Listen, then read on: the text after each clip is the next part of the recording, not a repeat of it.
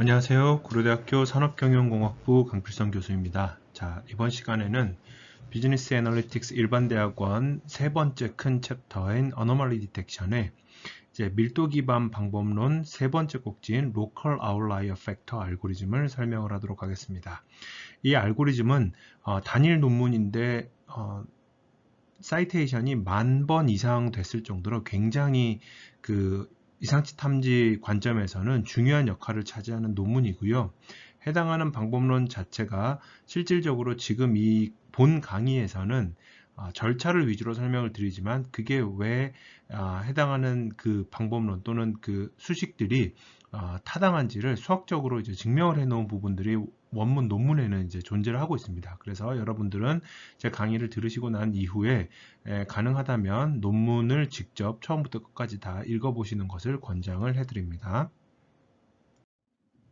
자, 우선 Local Outlier Factor는 지난 시간에 설명을 했었던 밀도 기반의 이상치 탐지 알고리즘의 연장선상에 있습니다. 그래서 어떤 어노멀리 스코어나 노벨티 스코어를 계산을 할 때 핵심은 뭐냐면요. 로컬 덴시티를 고려하자. 그래서 여기서 보시는 것처럼 어떤 객체가 주어졌을 때 해당하는 객체의 로컬 덴시티를 고려를 해서 정의를 하자라는 얘기입니다. 여기서 보시면 우상단에 있는 그 데이터들은 분포 있는 데이터들은 어느 정도 밀도가 상대적으로 좀 낮은 영역이라고 볼 수가 있겠고요. 좌하단에 원형으로 표시가 되어 있는 점들은 굉장히 높은 밀도를 가지고 있습니다. 그러면 여기에 대해서 우리가 봤을 때 O1 같은 경우에는 얘 같은 경우에는 누가 봐도 아웃라이어입니다. 또 앱노멀 데이터예요.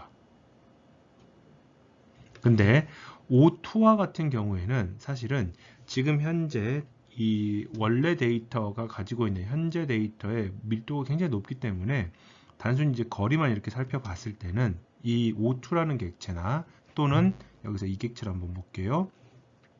제가 별표를 쳐 놓은 객체들의 각각의 어떤 예를 들어 가까운 이웃들 간의 거리를 한번 계산해 본다면 얘를 O3라고 해볼게요. O2가 가지고 있는 이웃 간의 거리의 평균이 O3가 가지고 있는 이웃 간의 거리의 평균보다도 짧을 겁니다. 그런데 로컬 아웃라이어 팩터에서 추구하고자 하는 개념은 뭐냐면요. O2의 abnormal score와 O3의 abnormal score가 있다면 전자가 후자보다 더 크게 측정이 되어야 하는 것을 전제로 합니다. 그리고 이거를 구현하는 방법론 또는 스코어를 만들고 싶은 게 로컬 아웃라이어 팩터의 목적이라고 보시면 되겠습니다. 자, 이 LOF 알고리즘은 크게 보면 5가지의 그 데피니션에 의해서 순차적으로 계산이 되는데요. 처음 들으면 좀 헷갈릴 수도 있고요. 이게 뭔가 싶을 수도 있거든요. 이거를 하나씩 제가 설명을 하면서 여러분들이 처음에는 잘 이해가 안 되더라도 같이 한번 따라와 주시면 좋겠습니다. 첫 번째 정의, definition 1은 뭐냐면 오브젝트 P의 K distance라는 개념이 있습니다. 그러니까 P를 기준으로 해서 K distance라는 거는 어떤 positive integer K가 있고요. 그 K는 뭐 1, 2, 3, 4, 5 이런 이제 자연수입니다. 그리고 객체 P가 있어요. P는 우리가 보고 있는 특정한 영역의 어떤 한 점, 포인트입니다. 그러면 P의 K distance라는 거는 어떻게 정의가 되느냐? defined as 해서 distance dp, 5 해서 p와 5 사이의 distance로 정의가 되는데 여기서 두 가지의 조건이 있어요. 보시면 최소한 K개의 오브젝트 O'에 대해서는 P를 제외한 K개의 오브젝트 O'에 대해서는 P와 O' 간의 거리는 P와 O까지의 거리보다는 작거나 같아야 됩니다. 최소한 이만큼은 이걸 만족하는 K개의 O'이 있어야 되겠고요. 최대로 K-1개에 대해서는 dp,5는 dp,5'보다는 커야 됩니다. 그게 P가 아닌 O'이 존재를 해야 됩니다. 그래서 자세히 보면 여기에서 위쪽은 등호가 들어가 있고요. 아래쪽은 등호가 들어가 있지 않지요. 근데 이게 수학적으로 보면 정의를 명확하게 하기 위해서 이렇게 해놨는데 되게 까다로워 보이지만 단순화 시켜보면 정의가 뭐냐면요. 타이가 존재했을 때, 그러니까 동률이 존재했을 때 그 동률을 고려해서 단순히 이렇게 쭉 거리를 정렬시켰을 때 k번째에 해당하는 거리입니다. The distance to the kth nearest neighbor인데 타이를 고려한 것이다. 이게 무슨 말인지를 한번 예시를 가지고 살펴볼게요. 우선 첫 번째 예시, 이 예시에서는 파란색이 P고요. 거기에 대해서 3distance를 계산을 해본다 라고 할게요. 3distance를 계산하는 데 있어서 지금 보시면 가장 가까운 이웃 간의 거리가 0.5입니다. 두 번째 이웃 간의 거리는 1.0이고요. 세 번째 이웃 간의 거리는 1.5입니다. 자, 그러면 여기에 대해서 한번 살펴보면 우선 이 3distance라는 거는 아까 얘기를 했듯이 3니까요. 최소한 3개 이상의 객체에 대해서는 P와 특정 객체 사이의 거리가 해당하는 거리보다 작거나 같아야 되고요. 최대 K-1개까지의 거리는 이 해당하는 3distance보다 작아야 된다는 얘기죠. 그러면 이를 숫자를 그냥 일련 번호 매기듯이 가장 작은 숫자부터 가장 작은 거리부터 정렬을 시켜볼게요. 0.5, 1.0 동률이니까 거리니까 그냥 이렇게 반복적으로 쓸게요. 1.5, 1.5죠. 그러면 3distance라는 거는 뭐냐면 가장 짧은 거리부터 해서 첫 번째, 두 번째, 세 번째에 해당하는 1.5가 3distance가 됩니다. 자, 조건을 만족시키는지 한번 생각을 해볼게요. 나 자신 P를 제외하고 이 3distance인 1.5보다 작거나 같은 5'의 개수는 5개입니다. 5개는 K3보다는 크거나 같지요. 최소한 at least 3보다는 크거나 같아야 되니까 첫 번째 조건 만족했습니다. 그리고 이 1.5보다 더 작은 거리를 갖는 거는 2개가 있습니다. 이 2개는 K보다 작지요. 그렇기 때문에 여기에 대해서 최대 3개, 최소 3개 이상에 대해서는 1.5보다 크거나 같은 거리이면서 최대 2개만 1.5보다 작거나 같은 값을 가지고 있습니다. K가 3이니까요. 자, 그래서 이 경우에는 3distance of P가 1.5가 됩니다. 다시 한번 말씀드리자면 동률을 고려했을 때 K번째의 거리가 결국은 K distance of P가 됩니다. 또 다른 예시 한번 보여드릴게요. 이번에는 이 케이스에서는 가장 가까운 객체와의 거리가 0.5인데 동률이 가장 두 번째로 가까운 거리가 1인데 그게 데이터 포인트가 3개가 있습니다. 그러면 0.5, 1.0, 1.0, 1.0이니까 가장 가까운 거 두 번째, 세 번째, 네 번째. 사실 2, 3, 4는 동률이지만 여기에서 세 번째를 끊으면 뭐가 되느냐? 1.0이 되죠. 이게 3distance of P가 되는 겁니다. 극단적인 예시로 여기 보시는 것처럼 가장 가까운 거리인 1을 가지고 있는 객체가 4개가 있으면 1.0, 1.0, 1.0, 1.0 해서 1, 2, 3, 4 이렇게 되면 여기에 해당하는 1이 3distance of P가 되겠죠. 여기서부터 시작이 됩니다. 자, 두 번째 definition은 뭐냐면 K distance neighborhood of an object P니까 아까는 K distance of P는 거리 개념이고요.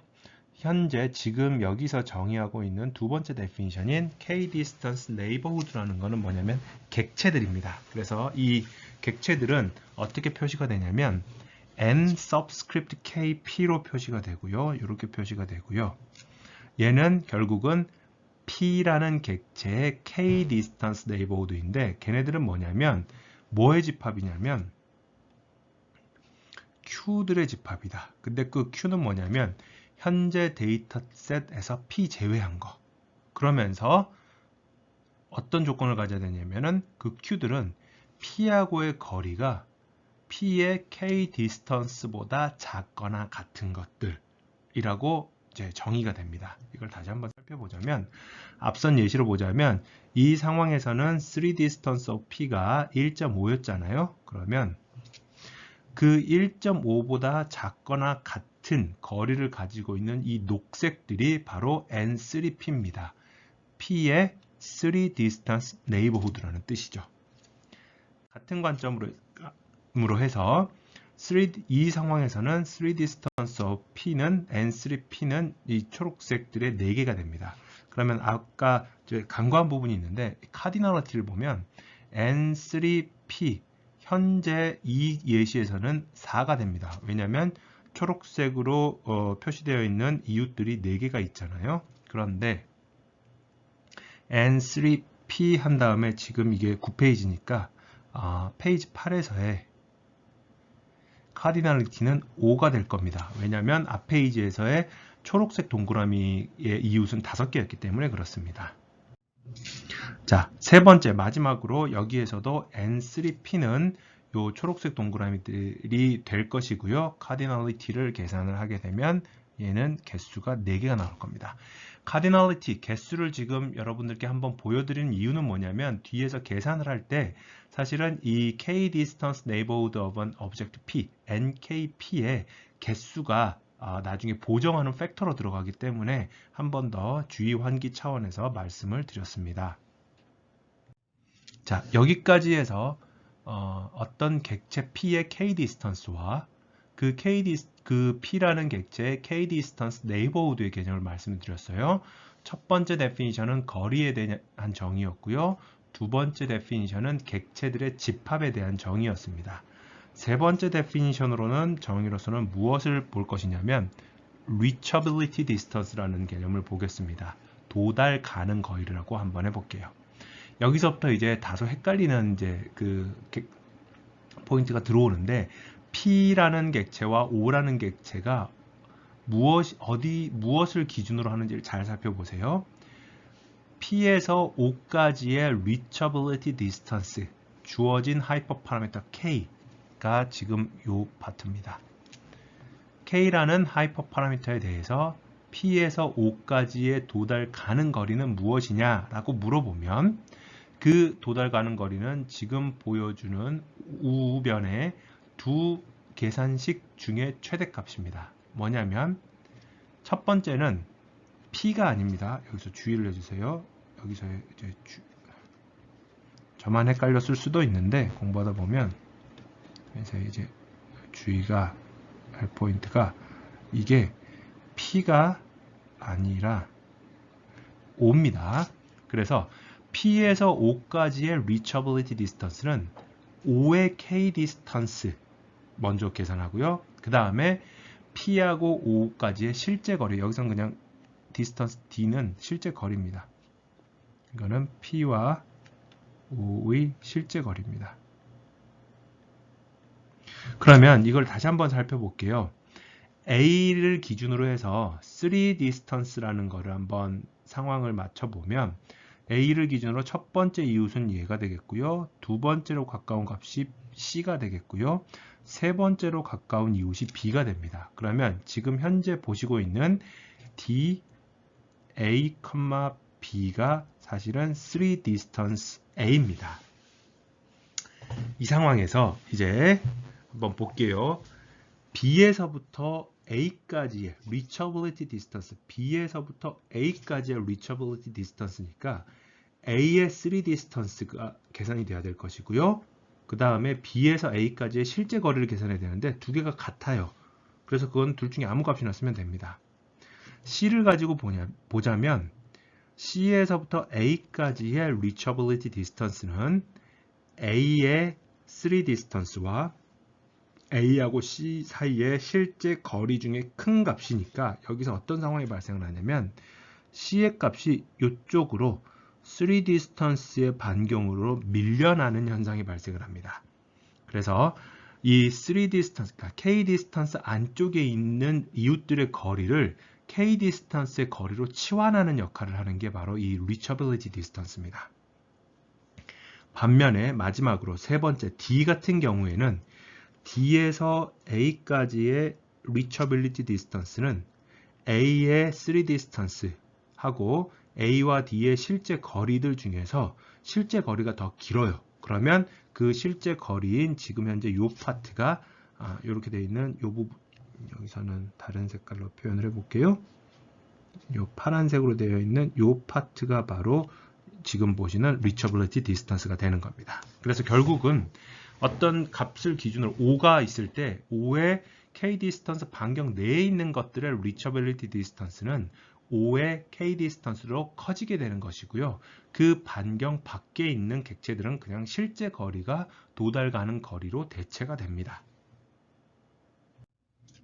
자, 여기서부터 이제 조금씩 또 이제 복잡해지는데, 그 다음에 네 번째 데피니션이 뭐냐면 local reachability distance of an object P. 그래서 LRD가 이제 L이 local의 L, R이 reachability R, density가 D가 density의 D 이렇게 해서 LRD가 되는데요. LRD KP라는 거는 객체 P를 기준으로 했을 때의 local reachability distance입니다. 근데 이 local reachability distance는 어떻게 정의가 되느냐면요. 분모가 지금 보면 5가 P의 K distance neighborhood에 속하는 객체들일 때 P에서 5까지의 reachability distance입니다. 그러니까 여기서 보면 밑에 있는 케이스 두 개를 한번 볼게요. 우선 케이스 1과 케이스 2에서 검정색들이 P라고 보시면 되겠고요. 파란색으로 표시된 게 5라고 보시면 돼요. 그러면 우선 NKP에 대한 거는 P의 local K distance neighborhood에 해당하는 객체들의 수니까 아까 말씀드렸듯이 이제 보정을 한다고 했잖아요. 그 보정 값들을 분자로 지금 계산을 해주는 것이고요. 그 다음에 분모 같은 경우에는 reachability distance를 계산을 해보면 이제 어떤 상황이 되냐면 P에서 5까지의 reachability distance니까 여기 보시는 것처럼 한번 상황을 한번 볼게요. 케이스 1 같은 경우에는 P의 그 K distance neighborhood들을 반경을 잡아보면 지금 보시는 파란색 5가지가 될 겁니다. 그러면 분모를 계산하기 위해서는 5의 K distance 또는 K distance neighborhood를 또 알아야 되거든요. 그게 바로 파란색 점선들입니다. 그러면 개념적으로 지금 현재 검정색 P는 자기 자신의 K distance neighborhood 값에 속하는 객체들이 5일 때 5의 K distance neighborhood에 다 속해 있어요. 그러니까 P에서 5까지도 가깝고 그러니까 5는 P의 관점으로 봤을 때 이웃이고 P도 5의 관점으로 봤을 때 이웃이라는 뜻입니다. 그런 이제 상황이 되는 것이기 때문에 결국은 대부분의 이 분모에 해당하는 reachability distance가 그냥 5의 뭐가 되는 거냐? K distance가 돼요. 근데 반면에 두 번째 케이스를 보면요. 밀도가 성긴 영역에 P가 덩그러니 놓여 있어서 K를 만약에 여기서는 조금 늦었지만 여기서 K를 5로 정의를 한다고 해보겠습니다. K가 5일 경우에 케이스 2에서는 검정색 점인 P의 5 distance를 구하기 위해서는 굉장히 큰 이제 그 원이 그려지게 되는데 거기에 속하는 5에 해당하는 파란색 점들은 사실은 주변에는 상대적으로 밀도가 높기 때문에 자기 자신의 이웃들 5개를 구하게 되면 이 상황이 됩니다. 이런 식으로 반경이 사실 작아요. 그러면 케이스 2 같은 경우에는 검정색에서 파란색까지의 도달 가는 거리들이 어떻게 되냐면 어떻게 계산이 돼야 되냐면 지금 현재 보라색으로 제가 선을 그은 이 선들의 합이 되는 거예요.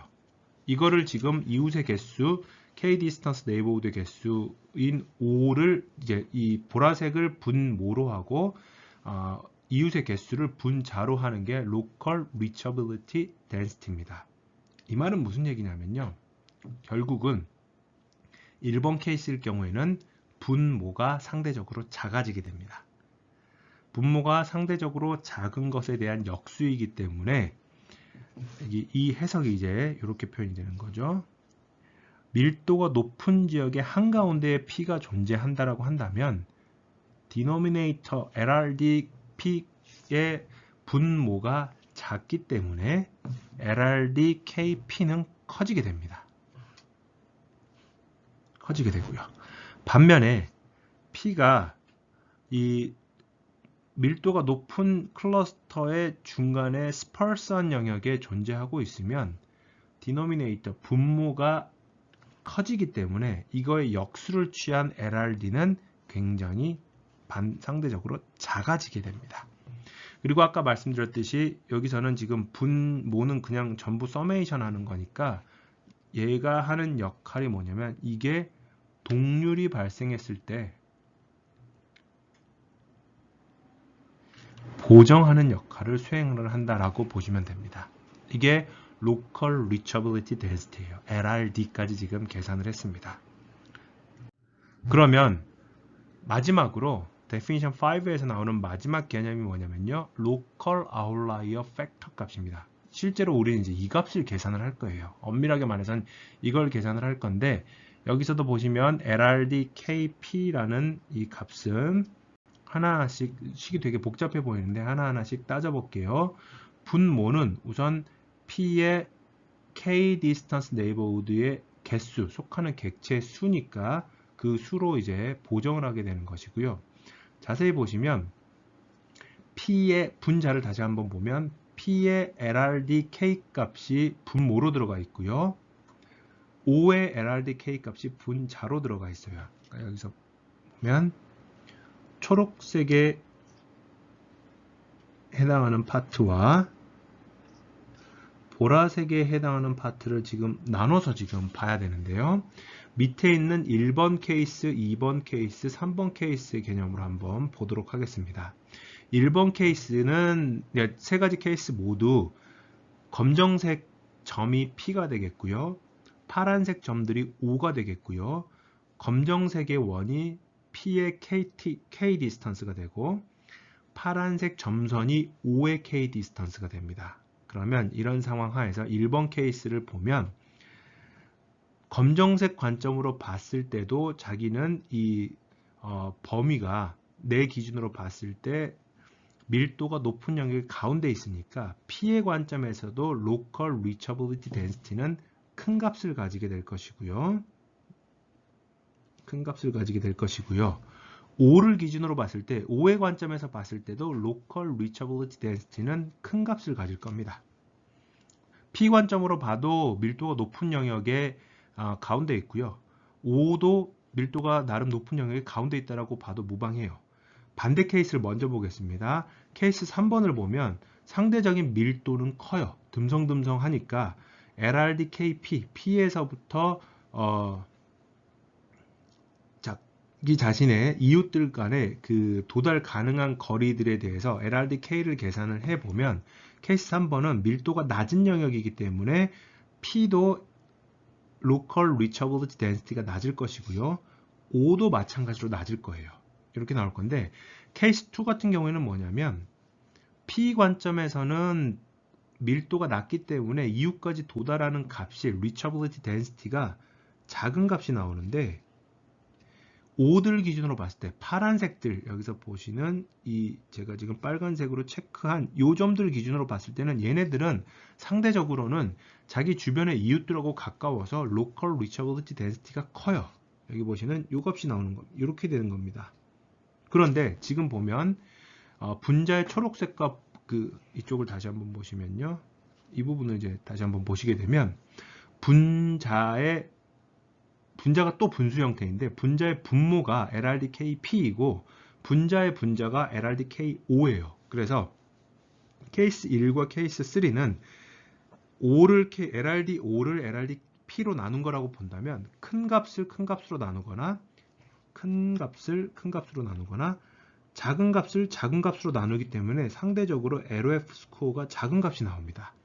반면에 케이스 2 같은 경우에는 큰 값을 작은 값으로 나누기 때문에 LOF 값이 크게 나옵니다. 이게 차이점인 거예요. 그리고 이게 LOF가 추구하고자 하는 목적입니다. 밀도가 높은 영역에서는 영역이나 밀도가 낮은 영역이나 해당하는 영역의 가운데에 있는 부분이라고 한다면 둘 다 LOF 스코어, 다시 말하면 abnormal 스코어를 낮게 만들어주자. 반면에 밀도가 충분히 높은 영역 사이에 낮은 밀도를 가진 객체에 대해서는 local outlier factor, abnormal score를 굉장히 크게 만들어주자. 이게 목적인 거죠. 그러니까 예시 자체로 보면 LOF의 목적 자체가 케이스 1의 abnormal score는 검정색의 abnormal score는 낮아야 되고요. 케이스 3도 낮아야 돼요. 밀도가 다를 뿐이지 데이터의 중심부에 존재를 하고 있기 때문에 검정색 포인트가. 반면에 케이스 2 같은 경우에는 abnormal score가 높게 나타나야 된다는 게 이 저자들의 이 알고리즘을 처음 제안한 사람들의 의도가 되겠습니다. 그래서 이 관점대로 계산을 해보면 지금 여기 있는 이 숫자들이 전부 LOF 스코어가 될 것이고요. 여기서 한번 보자면 가장 큰 값을 가지고 있는 거는 7.625라고 하는 여기에 해당하는 값이죠. 딱 봐도 굉장히 그 밀도가 낮은 영역이 혼자 이렇게 덩그러니 떨어져 있어요. 재미있는 부분은 뭐냐면 무엇을 이제 살펴보냐면 여기 보세요. 제가 지금 주황색으로 표시한 부분의 이 두 점과 두 케이스와 파란색으로 표시한 케이스를 한번 보자면 왼쪽 하단에 있는 2점대의 아웃라이어 abnormal score, LOF 스코어를 가지고 있는 점들은 사실은 밀도가 높은 영역에서부터 조금 떨어져 있어요. 그렇게 멀리 떨어져 있다고 할 수 없어요. 그런데도 불구하고 abnormal score가, LOF 스코어가 상당히 이 거리가 멀어짐에 따라서 급격하게 증가한 반면에 파란색에 해당하는 값은 밀도가 원래부터 성기기 때문에 얘를 기준으로 이웃을 이렇게 찾아보면 상당히 멀리 떨어져 있는 것처럼 보이는데도 불구하고 LOF 스코어는 상대적으로 낮게 나옵니다. 그리고 중간에 있는 뭐 몇 개 되지 않은 컬렉티브 아웃라이어일 경우에는 보라색 같은 경우에는 K 값을 적절히 조정을 하게 되면 이 두 개의 점들이 전부 아웃라이어에 가깝게 abnormal 스코어가 산출이 될 수 있다는 얘기죠. 그래서 개별적인 포인트들에 대해서 local outlier score를 직접 이렇게 하나씩 계산을 하는 것이고요. non-parametric한 방식이고 파즌 윈도우 같은 경우에는 그래도 개별적인 객체들을 뭐 가우시안 커널을 쓸 경우에는 가우시안 분포의 중심부라고 표현을 했지만 여기서는 아예 그 가정조차도 없이 주어진 데이터를 가지고 단순히 밀도를 추정을 하게 되는 상황이 이제 되는 겁니다. 요 LOF는 상당히 오래전에 만들어진 제한된 방법론이고요. 서두에 말씀드렸다시피 사이테이션이 여러 번 된 좋은 논문이긴 한데 극단적으로 단점이 좀 있는 게 계산 복잡도가 생각보다 높고요. 두 번째로 더 큰 단점은 사실은 뭐냐면 스코어가 노멀라이제이션이 되어 있지 않아요. 여기 보시는 숫자처럼 지금 7점대부터 1점대까지 되어 있는데 이 값의 절대값이 의미를 갖고 있지 않습니다. 그래서 이게 무슨 말이냐면 어떤 데이터셋이 존재를 하는데 데이터셋 A와 B에서 포인트에 대해서 어떤 하나의 포인트의 LOF 스코어가 3.0, 2.0이라고 해볼게요. 이때 요 A 데이터셋의 이거를 뭐 포인트를 이거 P라고 해볼게요. P가 B 데이터셋의 P보다 abnormal 가능성 또는 이제 정도가 더 높다. 이렇게 결론을 내릴 수가 없어요. 이 데이터셋들에 따라서 LOF 스코어의 분포가 달라져 버릴 수 있기 때문에 같은 데이터셋 내에서는 이제 헷갈리실까봐 다시 한번 얘가 2.0, 1.0이라고 해볼게요. 그러면 A 데이터셋의 P가 A 데이터셋의 Q보다 abnormal 가능성이 높다. 더 높다. 이건 맞아요. 이건 맞는데 같은 데이터셋 내에서는 이 LOF 스코어가 크면 클수록 이상치일 확률이 높은데 데이터셋이 달라지면 단순히 이상치 스코어의 절대적인 값을 가지고 누가 더 어노멀리 스코어가 또는 이상치일 가능성이 높은지를 판단하는 것은 위험하다는 뜻입니다. 사실 제가 생각했을 때 LOF의 가장 큰 단점이 이거고요. 뒤에서 이제 모델 기반이나 특히나 이제 현장에 계시는 분들, 그 현업 엔지니어들 대상으로 이런 강의들도 교육 프로그램들도 가끔 진행을 하는데, 그때 추천하는 알고리즘이 아이솔레이션 포레스트인데, 아이솔레이션 포레스트는 이 문제가 없어요. 주어진 데이터에 대해서 전부 어떤 상황이든지 간에 0부터 1 사이의 값으로 스케일링을 해줘서 반환을 하니까 문제가 발생하진 않지만, LOF에서는 데이터셋이 다른 경우에는 절대적인 값을 이용을 해서 이상치의 정도를 비교하면 안 된다. 이렇게 다시 한번 유념을 해주시기 바랍니다. 자, 그래서 뭐 LOF에 대한 컨트롤 플롯을 그려보면 지금 현재 보시는 예시처럼 이렇게 나오기도 한다라는 것까지 설명을 한번 참고 삼아 봐주시면 되겠습니다.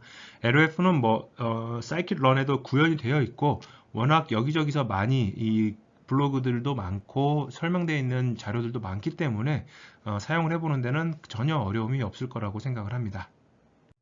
자, 여기까지 해서 이상치 탐지의 방법론 중에 네 번째 서브 챕터인 로컬 아웃라이어 팩터를 설명을 드렸습니다. 수고하셨습니다.